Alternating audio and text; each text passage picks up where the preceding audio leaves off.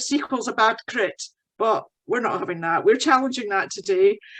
So our sequel is going to be excellent. We've got an excellent training video on caring for your fruit in the spring and summer through to harvest. And we've got observations on the benefits of these activities and adaptive tips from our guest occupational therapist. And of course, your own valuable contributions today to the discussion and the Q&A sessions. So a very warm welcome to you. Spring's definitely with us now. In central Scotland, we've had lots of unseasonably warm temperatures here and beautiful sunshine. So all the lovely new leaves have begun to unfurl on the trees and all the shrubs, and there's lots of new growth in the garden. So daffodils are dying back and the tulips are up and the beautiful bluebells are out. I don't know if you've noticed those, but they're out now, and so beautiful on a lovely woodland stroll if you get the chance to get out on one of these clear nights. It's really nice. So our fruit bushes are awake and there's lots of new leaves and blossom. So lots of masses of pink blossom out at the moment. So that's lots of cherry blossom around. And parks and gardens are full of it if you just take a look out the window, and you've got the opportunity to see them if you're out and about. But I wonder if you would like to share some of this, and we have a lovely thing to share. I'm just going to post it into the chat, if I can do that. It's something called Blossom Watch, and it's being run by the National Trust. So if you're out and about with your camera phone, please take a picture of some blossom and send it on any social media, post it on any social media with hashtag Blossom Watch. And there's lots and lots of blossom out there to be watching and enjoying. So take full do that. It's a lovely thing to do. So for those of you who don't know us, my name's Jenny Simpson. I'm the Trellis Information and Fieldwork Coordinator, and with me today are three colleagues. We've got Lorna Baker, who's the Trellis Office Manager, and she's here today helping with admin and some technical aspects of this programme.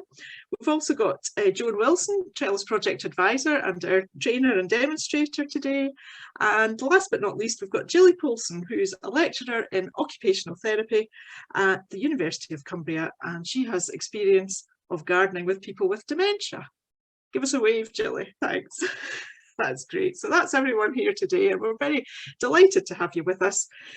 Trellis is the charity that supports practitioners in care, health, education and community settings to garden with their clients. And you can find out more about the support we offer and links to all our training and resources online at the Trellis homepage. So as ever, we record these sessions and we make them into resources that you can access afterwards from the Trellis YouTube channel. So if you're looking for further inspiration, have a look on there, and you'll come across lots of information on adaptive gardening. So the aim of these sessions is to inspire you to have a go at gardening activities with your clients. We're going to be demonstrating some food growing skills in this growing series session, and as well as adaptive gardening techniques and extension activities with the help of Jilly. So we also encourage you to share your activities and techniques that you've tried with your groups today, and ask any questions that you'd like about what we're talking about. You can use the chat to type in questions throughout the session at any time, and a member of staff will voice your question in the Q&A session. Also, during the Q&A discussion session, please raise your hand, use the raise your hand button at the bottom of your screen, and we'll invite you to unmute and speak so you can join in. That'd be lovely.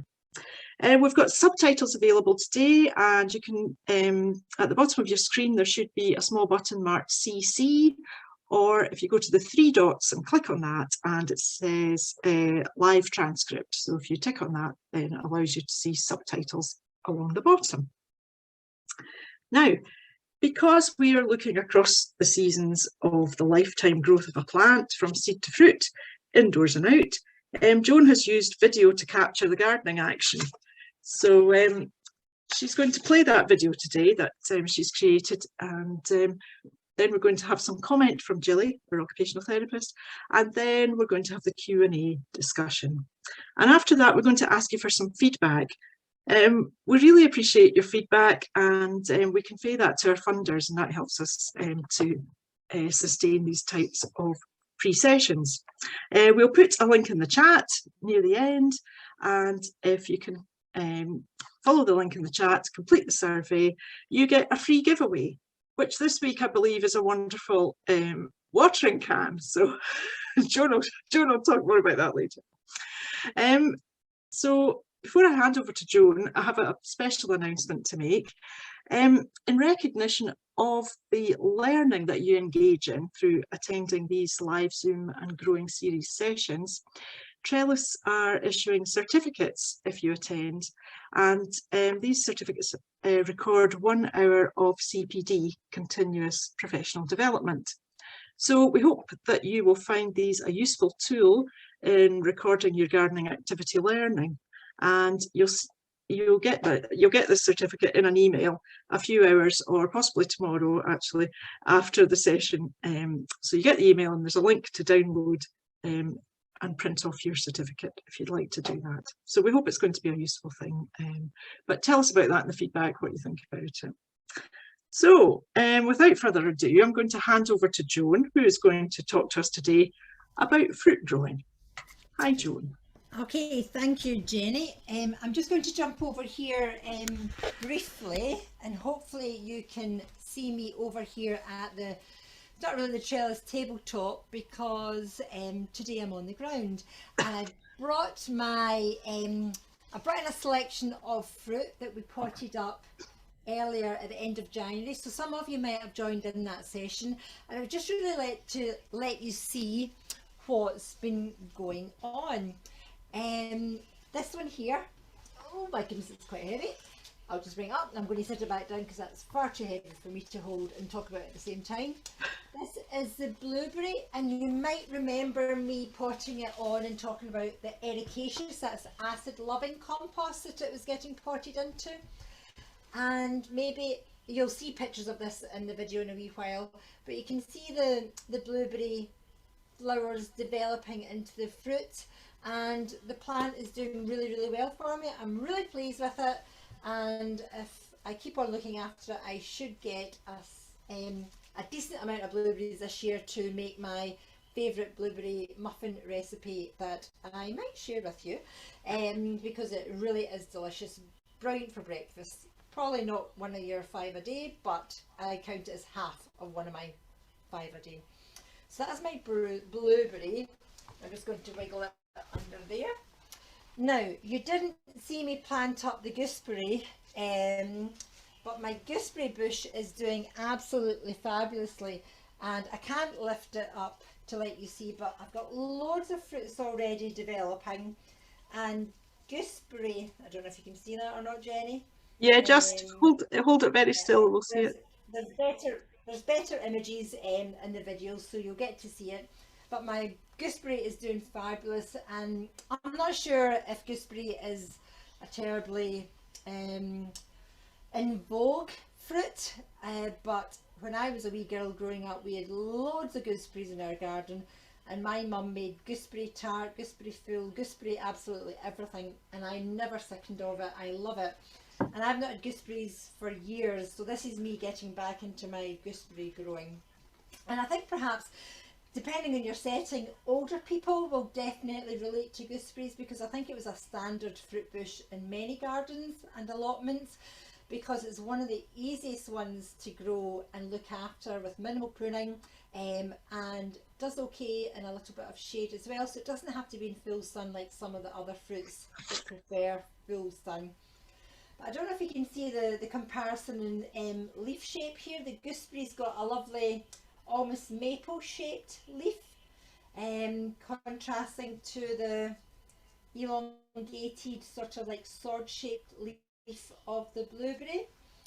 And then if I pull this one over, you might remember I planted a bush raspberry, one that doesn't have to be caned and tied in, it's just going to grow in a big bush for me.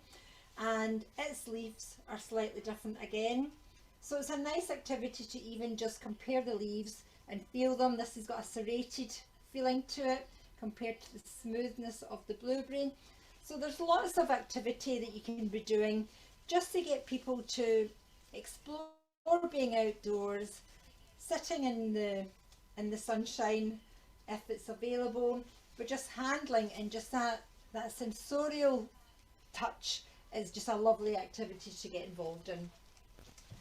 I didn't plant up strawberries in January, but these are strawberries that I have planted up since. And again, you know, if you've never actually watched a strawberry develop, it's fascinating, it's fabulous.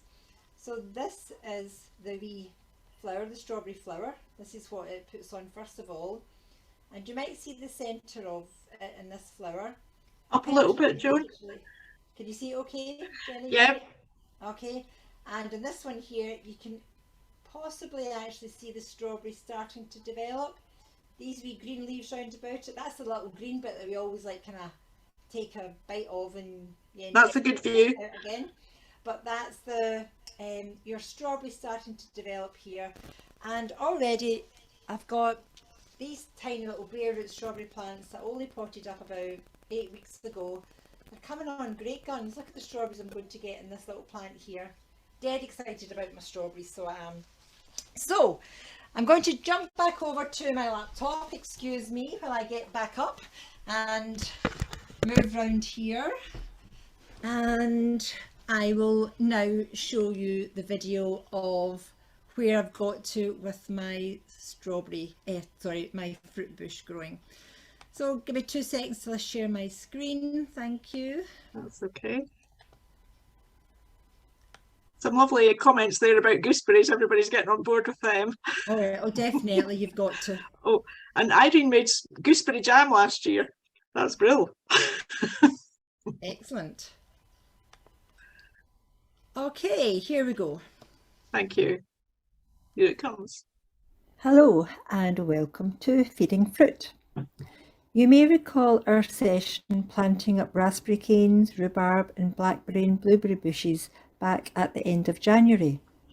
Well, over the past 3 months, the fruit have endured the winter months well, raised up on wee blocks to ensure good drainage of any excess rainwater, and we've had little by way of frosts. Spring is now with us, and slowly but surely the temperature is rising and leafy growth is now appearing fast and furiously. For the eagle-eyed, you may have spotted the fruit bushes are now inside the polytunnel. This is purely to help me capture some images. They will be back outdoors as soon as possible, as watering is a constant job to be done indoors and of course outdoors if longer periods of absent rainfall are enjoyed by us. Keep the compost damp at all times, as the fruit bushes can suffer if they are deprived of water. Water directly onto the compost, avoiding spraying on the leaves if possible, and avoiding splashing compost up onto the leaves, as this can encourage some forms of leaf disease to develop. And watering cans come in all shapes and sizes, shorter snouts or longer handles. Find the one that matches your client's needs to enable the task to be a success for both the gardener and the plant. And a sure sign that spring is with us is by the almost overnight appearance of weeds. And it's important to keep your fruit bushes and their containers weed free, as the weeds compete with the plant for moisture and food in the compost, to the detriment of the health and potential harvest of the fruit bushes.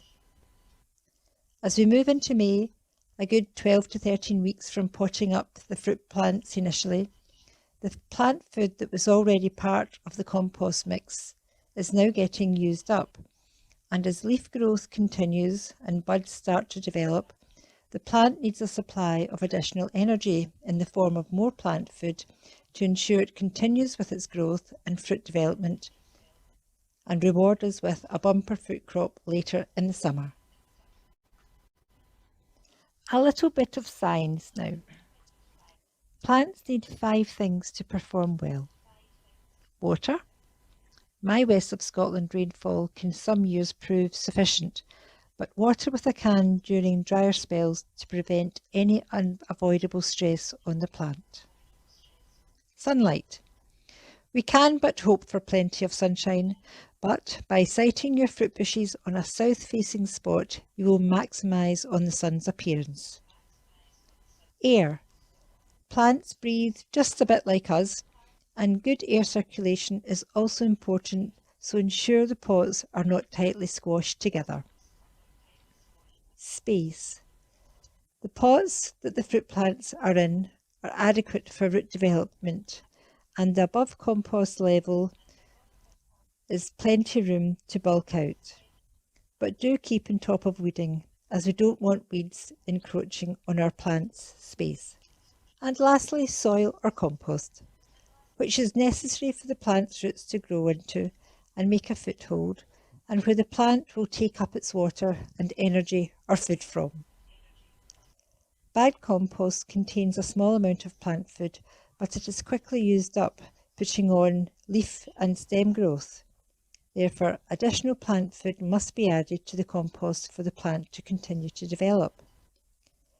Fertilizers, which is the name for plant foods, can be easily added to compost in containers.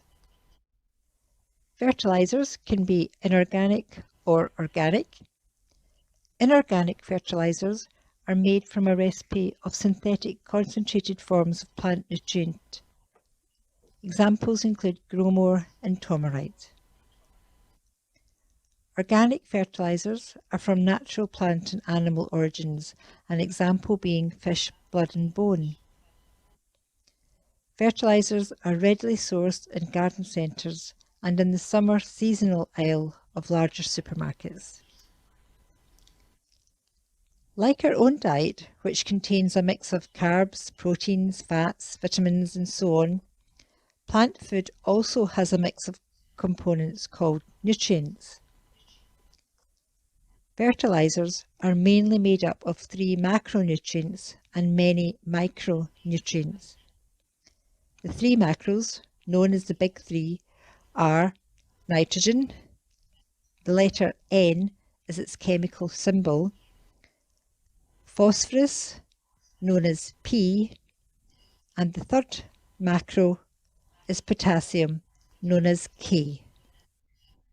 N, P and K are always shown on fertilizer packaging and are shown as a ratio N to P to K. This example of a concentrated tomato food shows the NPK ratio to be 4:6. The numbers are the percentage amounts of each nutrient available.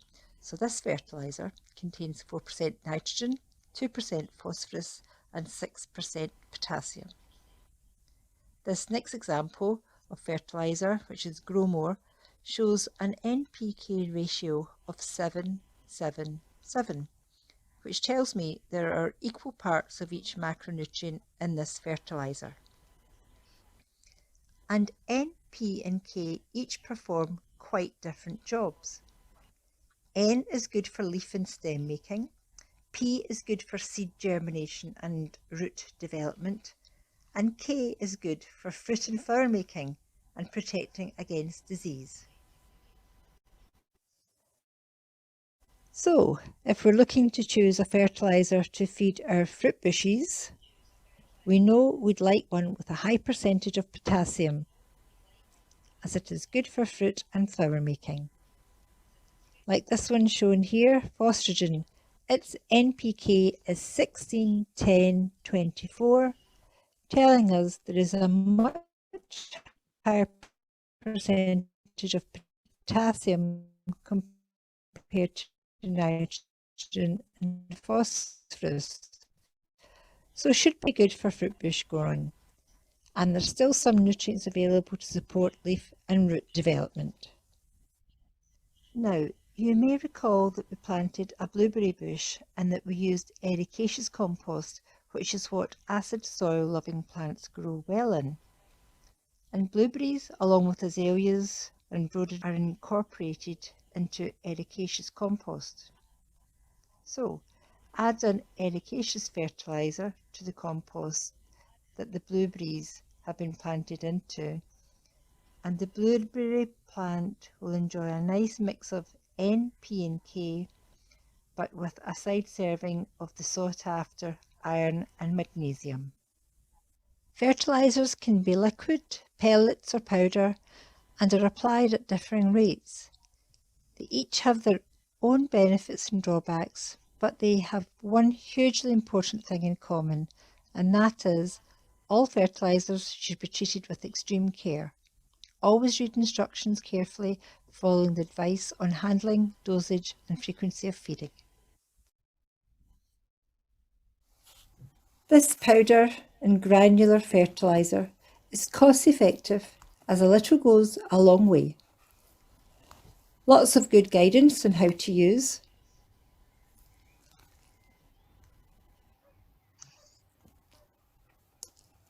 But I'm going to empty this packet into a more solid container to make it easier to handle and keep it more secure. So, using the scoop provided, I need to scoop 2 of them into this larger 9-litre watering can of water.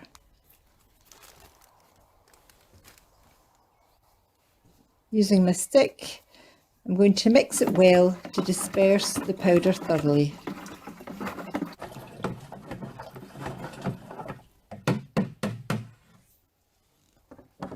I've got a rose head on, and that will ensure the spray doesn't dislodge any compost and expose any plant's roots. Liquid fertilizers are perhaps easier to handle, but slightly more expensive. Give the container a good shake.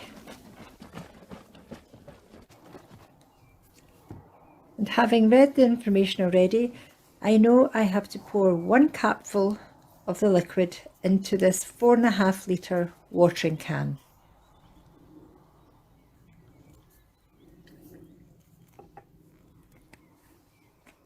Use a cane, stick or an unwanted long handle spoon and mix well. It makes a great noise.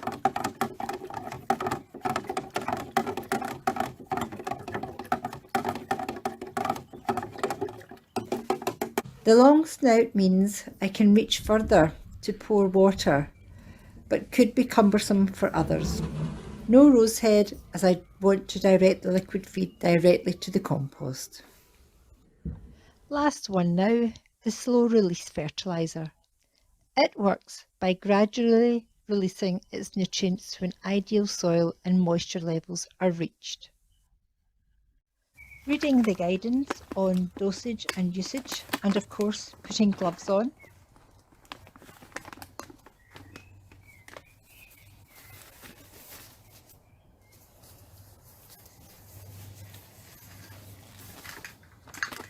Carefully open the packet. These are the slow release pellets.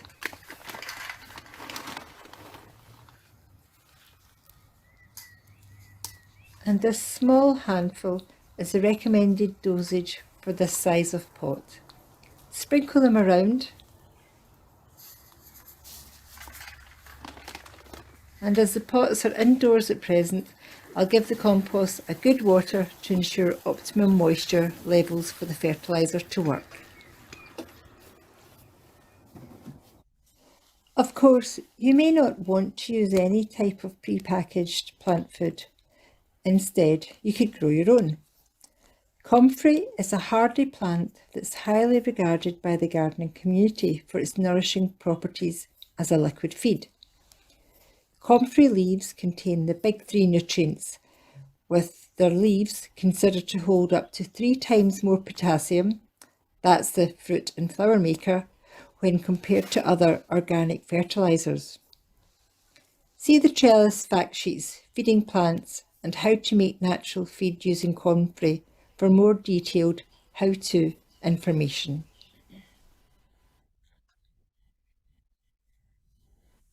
Keep things simple with ongoing care and actively invite others to help care for the plants over the summer months.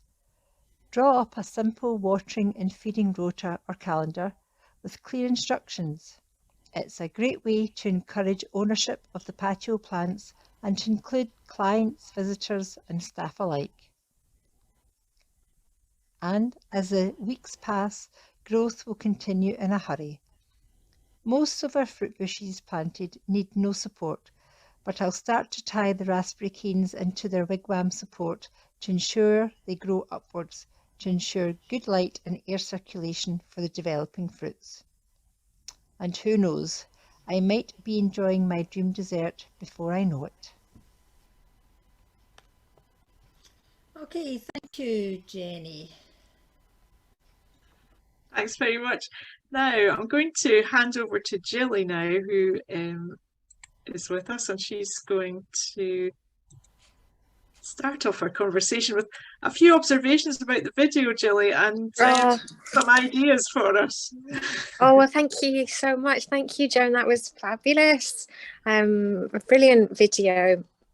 And we've talked before in these sessions about the 5 ways to well-being, and how that might relate to some of the activities, some gardening activities that we've been involved in and learning about. And so the 5 ways to well-being, just as a reminder, are learn, be mindful or take notice of things, be physically active, give, because giving to others makes us feel good, and connecting with other people.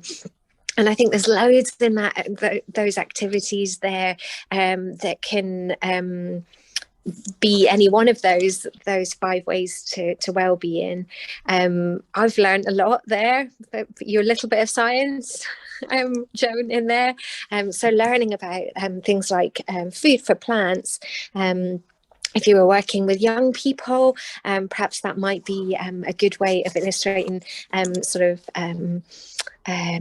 different things about food and plant foods and chemical chemistry sort of symbols, and also looking at figures.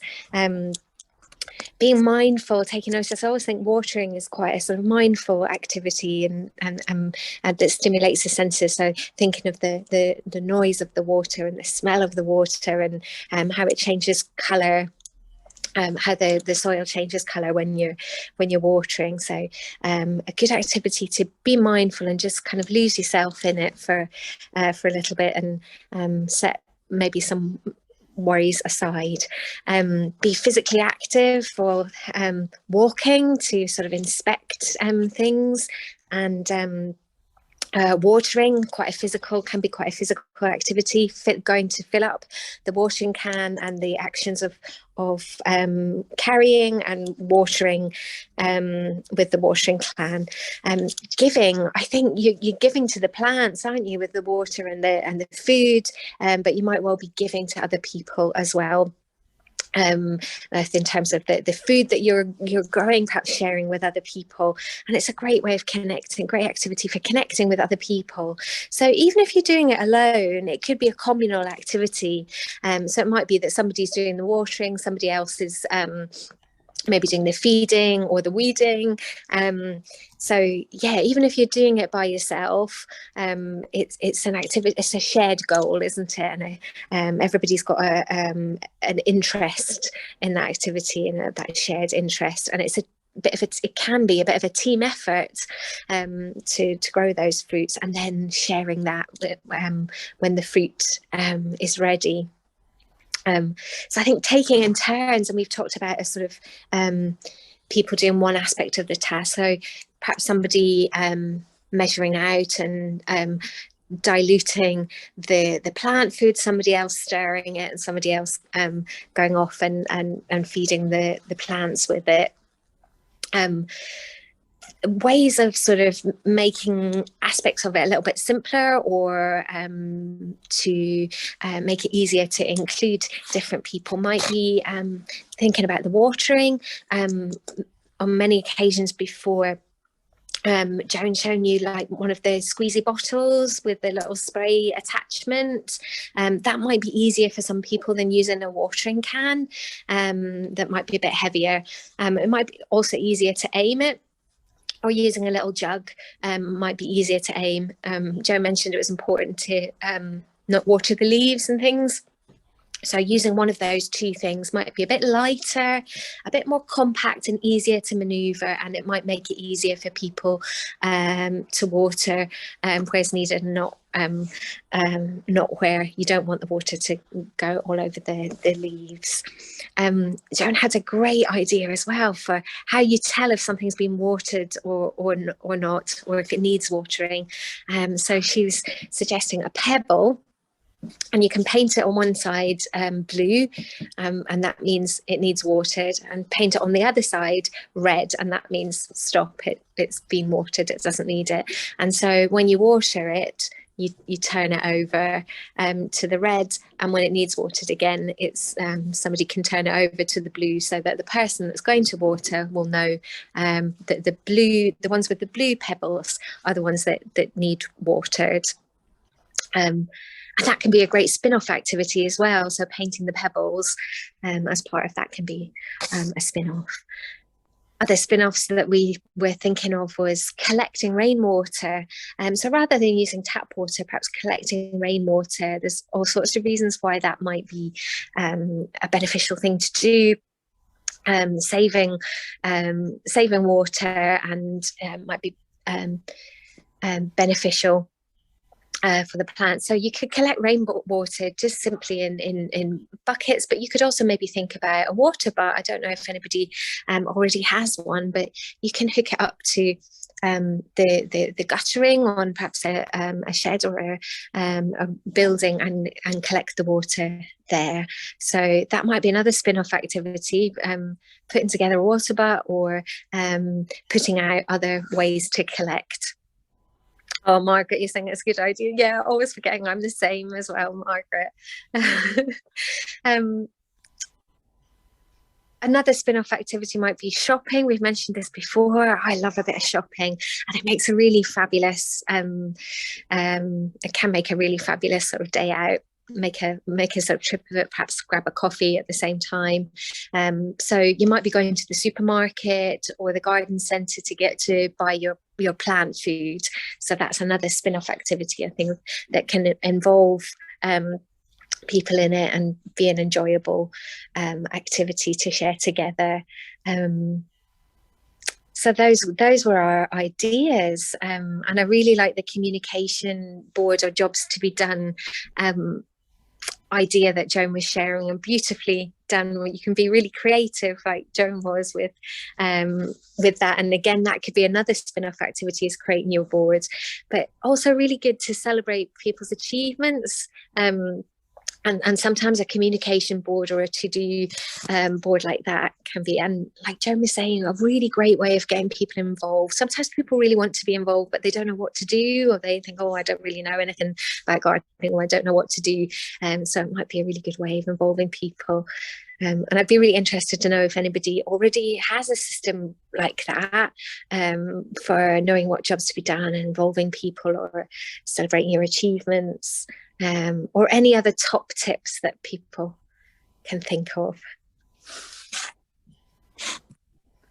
Thanks, Jilly. If you've got any top tips or something you want to share with us just now, if you just have a look at your reactions buttons, and you can click the raise hand, and then we'll know that you want to speak, and we can invite you to speak. That'd be lovely. While you're all thinking up and getting ready to tell us about the things that you do, Joan, there's a quick question for you from Margaret, and she was asking about nettles. Can they be made into fertilizer? Yes, they can, and it's a great way to, everybody should keep a nettle patch in their garden, and stinging nettles are only stingy ones. Once you've been stung by them, they can't sting you again, and there's always a broken leaf nearby to rub your sting with. Nettles are good for the garden because the beneficial insects like them, so it's always good to have a wee sort of like spot for them to lure these good insects into the garden. But if it does become too much, just cut half of them down, and just get a big butt of water or a pail of water, and quite literally steep the nettle stalks and stems and leaves in the pail. And once it starts to get a bit smelly, that's a good sign that it's ready to use. And you quite literally just don't water with it, mix it in with water. You know, don't be using it dilute or neat, I should say. You want to dilute it down a little bit, but without knowing how much nettle is in it, it's hard to say much diluting down to do, but I go by the colour. If it's very dark, I dilute it down with lots of water. If it's not so dark, I just mix it a little bit. But I'm sure if I was to look up Gardener's World or something like that, there's probably a proper ratio, a recipe for it. So I'll maybe look that up, Jenny, and I'll share that, and that can go out in the follow-up email. A recipe for nettle fertilizer. Lovely. Thank you, Joan. That'll be useful. So, so thanks to Jilly for all these great observations. And I wonder if anybody wants to share whether they have some kind of system for organising people. It might not be in gardening, but you can think about ways that you organise your group and communicate between you, because it'd be really interesting to understand how you do that. And because sometimes that's so difficult, isn't it? If you need to convey that it's all right to pick the weeds here, how do you do that? Or, you know, I think it's quite good to maybe have some little chalkboards, or you can actually make plant, sort of like big plant labels, and chalk on them saying, you know, pick the weeds here.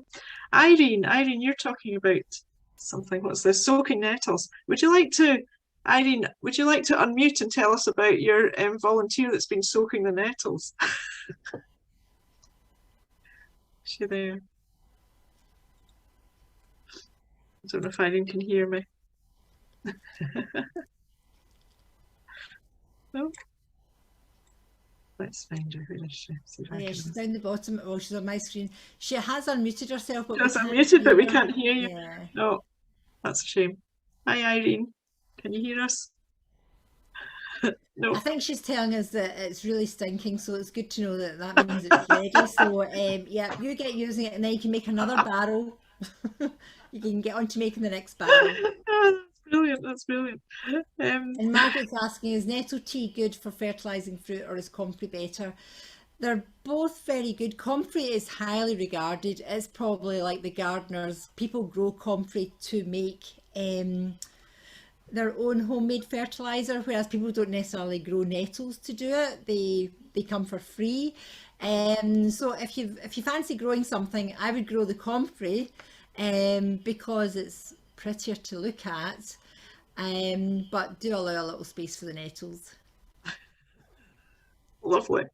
I wonder if anyone has experience of using sort of just a diary to communicate with groups. Perhaps that's something that they use, just to leave it open, and people come in to do a, you know, if you're trying to do a handover, that they use a sort of diary method, and that they write in that, and so that the next person coming in can read it and see what's happening. Is that something that people have experience of? I wonder.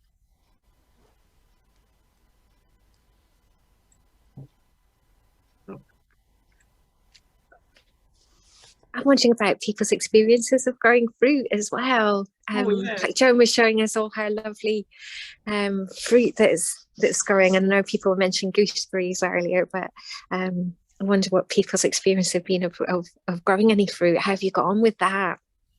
How did the people involved in it enjoy it? And yeah, that'd be really good to hear.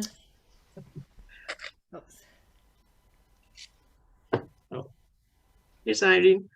Yeah, she notes activities on a calendar and keeps it for the next year. Oh, that's a good idea. Yeah, and look back and see what we did at the same time of year previously. That's great. Oh, brilliant. Yeah, good idea. Jenny, we've got Ed. We've got Ed. Hi. But it's not Ed.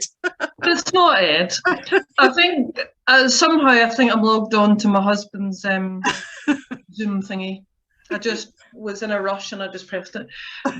It's more, yeah, I've done quite a bit of fruit, but it's mostly in the back garden. So rather than with lots of users as such, or people coming, it's for myself, but for the kids. And then kids' friends come round and they're just like, oh my goodness, this is so cool that you've got. So the raspberries are actually just in the soil rather than in a pot. But the blueberries, I think it's on its way out. I've had it quite a few years, so it's like less and less of a harvest. But strawberries have moved from, we're in pots and now they're in soil. So yeah, it's good, and it's good fun even just for the kids to see where they come from and what the plants look like, rather than from a punnet coming from a farmer's shop or the supermarket. Yeah, it's amazing, and I think they quite like it that they can actually just pick it themselves. Yeah. So I'd love a bigger garden, but at the minute, I've ram-packed everything as much as I can in, because it's enjoyable, and the kids enjoy seeing it grow and picking it. No, that's lovely. Yeah. When I was little, I used to, go raspberry picking with my parents and stuff, and it'd be like, one for the pot, one for me. One for me. We go down to Charlton Fruit Farm, which is Montrose. So we're just south of Aberdeen, but we go down there for other things that aren't, that we don't have in the garden. But they have pink gooseberries. Now, I haven't had a gooseberry since I was about 10 in my granda's garden, but they were pretty, shall we say, tart? Is that the right word? Yeah. But I think you can get pink ones, so I might even look about actually growing some. You've inspired me. I think the pink ones are supposed to be a bit sweeter. Okay, I don't know, but if you go onto McLaren's Nurseries website, they sell us different gooseberries. Like they did sell a pink one at one time, so hopefully you'll be able to find a pink one there, and they do a mail order, or possibly oh gosh, what's the one just outside Blairgowrie, Jenny? Moyness? Yes, thank you. Moyness Nurseries. Moyness. They're big fruit growers, so you would probably, that might be closer to you, and their fruit is very, very good. Their bushes are excellent. Other fruit growers are available. Yes. Thank you. Lovely. Thanks, Ed. You're welcome. There was somebody's asked a question about pot size of raspberries in the chat. Yeah. Okay, so the pot that I've grown my bush raspberry plant in is a 15-litre pot. I also grew canes, but in a long trough, because I didn't want to grow anything in the ground. So all my fruit is in pots of some description, and I think I've got, my troughs are about 1 metre long, and I've got 4 canes in each of those troughs, and Margaret Blow raspberries can run amok in the ground. Yeah, you've just got to be really careful. Like you're sort of like making sure you're tying in the new ones that are coming up, and if any start to peek up elsewhere, dig them out, cut them off, and get them dug out so they're not taking over the garden. So yeah, growing in a pot is a great way of containing wayward ones. How about that? Terrific. And is that a good size of pot for growing most things in? Well, my gooseberry is in a 20-litre pot, because the gooseberry grows much bigger. It grows as a big, it's constantly growing, and you've got to prune it back down to maintain size. Whereas your raspberries, you're cutting down. These are autumn fruiting raspberries. So once they've finished fruiting this year, I'll cut all those canes completely down to ground or compost level in the pot in the winter time, and then they'll make new stems next year. I'll feed them this summer while they're growing, and then I'll top up with fresh compost next winter leading into the spring. So they do lend themselves. There's some plants that get away with being in a smaller pot, and some in a bigger pot. Great. And of course the thing is, don't be put off because you don't think you've got the space. Just have a go. I mean, the thing is, you might not get a bumper crop if the container isn't big enough, but if you're feeding the plants, if you're feeding the compost, and the plants are able to draw the nutrients up out the compost, they'll be fine. I'm always surprised at how much fruit I get out of my containers. So have a go, definitely. That's great. We've got a question here from Nancy, who's asking, why should we not water the leaves in a pot as they're watered by the rain when planted outside? So, okay, when rain falls, it falls on top of the leaves, and then the water kind of cascades down off the leaves umbrella style, and then it drips down onto the compost, unless it's a deluge of rain and then maybe it's getting battered, but that doesn't happen that often. Whereas when we're pouring water onto the compost or over the top of the plant, unless you've got the rose head on and you're letting it trickle down gently, you're splashing the compost, and there are spores, which are bad bugs, floating about in the air, and if they land on the compost and you spray a spore that's landing on the compost and it lands on the underside of the leaf, it can lead to a leaf disease. Now, don't worry about that, right? That's not going to happen to you. Just try and not water the leaves if you can. If your clients just aim for the leaves, let them get on with it. It's more important that the plant gets water than avoiding the leaves. But if you can, avoid the leaves. Thank you, Joan. That's great. Avoid the leaves, everybody, and make sure you water the compost so that the pot gets wet, isn't it? Yeah. As well. And that's something to bear in mind as well when, like, so my gooseberry bush here is really filling out grand, and the leaves are those lovely sort of maple shaped leaves. So when it does rain, the rain lands on the leaves and then the rain cascades from one leaf to the next, and an awful lot of the rainwater can actually be cascaded over the edge of the pots.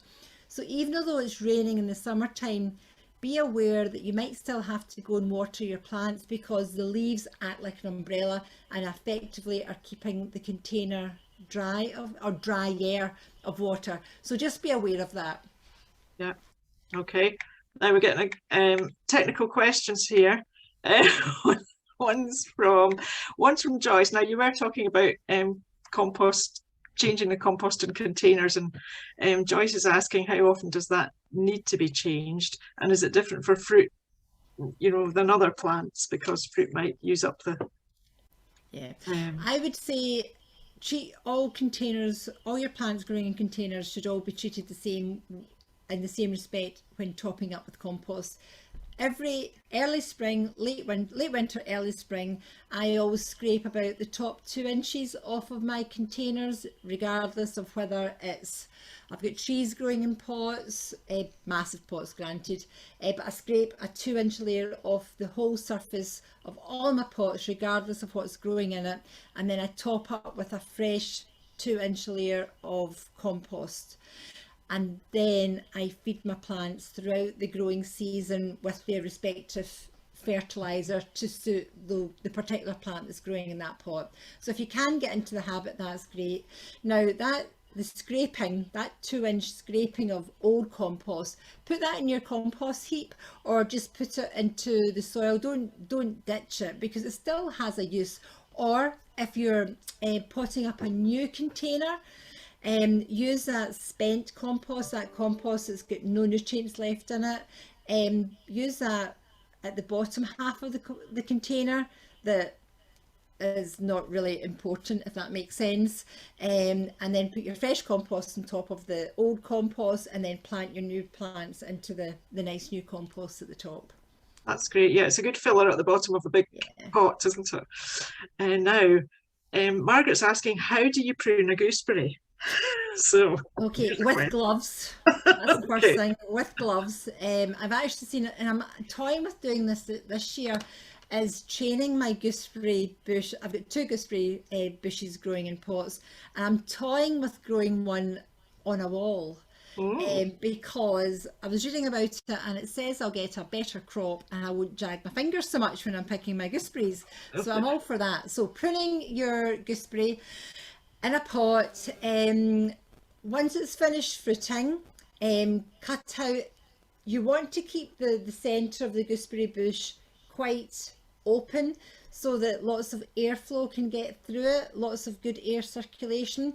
So if it's very congested in the minute, just be cool and get good sharp secateurs and take out, gosh, 1/3 to 1/2 of those central stems. And other than that, it's just any crossing stems, cut one of them so that you've only got one stem and not to crossing, because if they're crossing they can start to rub and you can get a wound and damage can get into both those stems, and eventually you get dieback and it can affect the whole plant. So sacrifice one of those crossing stems. Gooseberries are fairly straightforward. Just keep the centre open, take out dead, dying, diseased branches, and if it's getting too tall, just give it a good haircut along the top. Thank you, Joan. That's great. Great advice there. And so Nancy's saying thanks very much for the information, and Joyce and Margaret there as well. That's brilliant. Now, a question about watering cans, and you'll be able to talk to us about that. But Hannah's asking, why do you use a rose head why did you use a rose head for the powdered fertilizer and a long spout for the liquid? But perhaps that wasn't what you did. Can you tell us? Yeah, okay, so perhaps that was confusing. I didn't use the rose head specifically with the powdered fertilizer.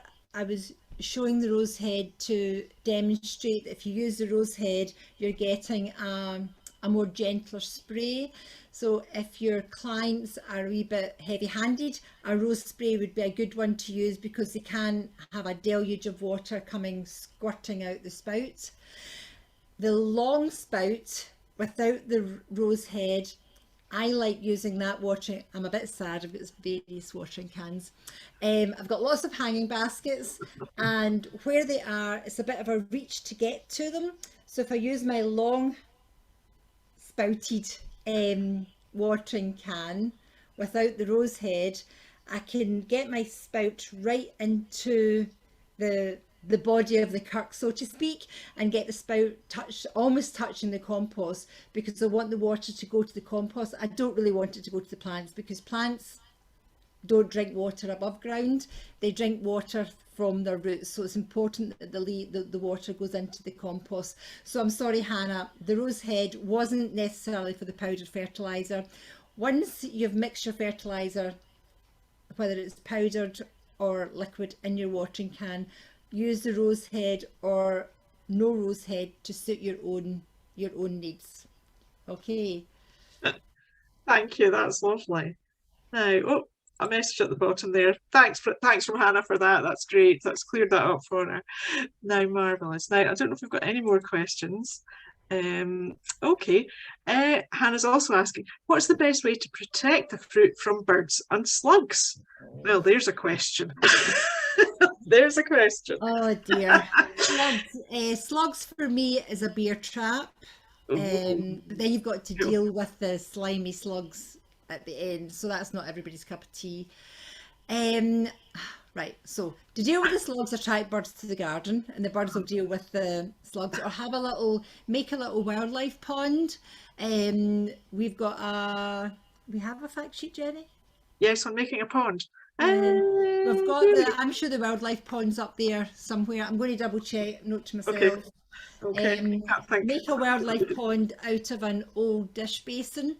Really simple, and attract toads into the garden, and the toads will deal with your slugs, because you don't want to attract any more birds. And a net really is probably if you've got lots of fruit, you could actually treat yourself as Santa for a fruit cage, and you could make yourself something really exotic and very posh, and you just basically walk into your fruit cage and it's getting all the sunlight and rainfall, but the birds can't get in. Or just make a makeshift, throw some net over your plants if you want. But I don't mind my wee birds helping themselves to something. I just think it's obviously good quality fruit that they want to eat it. Great, okay. So we get lots of suggestions. People wanted to attract hedgehogs in to get rid of the slugs. Yeah. That's great, isn't it? Yeah. And Frog Life, the charity Frog Life, if you Google them, they've got a great guide for creating a natural pond, and that way you get lots of frogs and toads into your garden. So have a look at that, folks, if you're looking to attract them in. Yeah, that's what I was thinking of. We don't actually have a sheet on that. I don't think it's a Frog Life one. I think it's called Just Add Water. I think that's the thing. But just add rainwater. Collect your rainwater and add it into your pond. That's their top tip there. So I believe we've just got a couple of minutes left. I don't know if anyone's got any further questions to ask us. Give people just a moment or two. If not, Joan, do you think you'd like to play us out with the lovely Yeah, I've just got jam video? I've got, oops, where do we go? Let's find it. A little no cook strawberry jam video. I'm hopeful for a bumper crop of strawberries and raspberries this year, and now that Irene has whetted my appetite for the gooseberry jam, I've never made gooseberry jam. My mum used to make it, so I might shock my mum and make her some gooseberry jam. So let's have a wee look at this video. It's very short. Wait till we get into it. Here we go.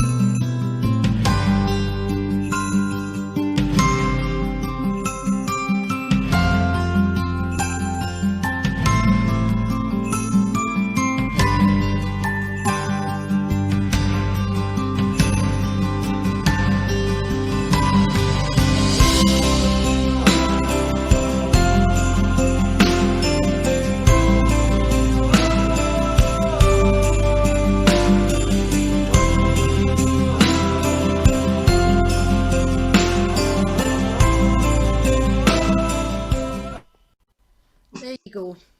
No, Brilliant. not making your jam. No standing for 24 hours and stirring a pot on over a low heat.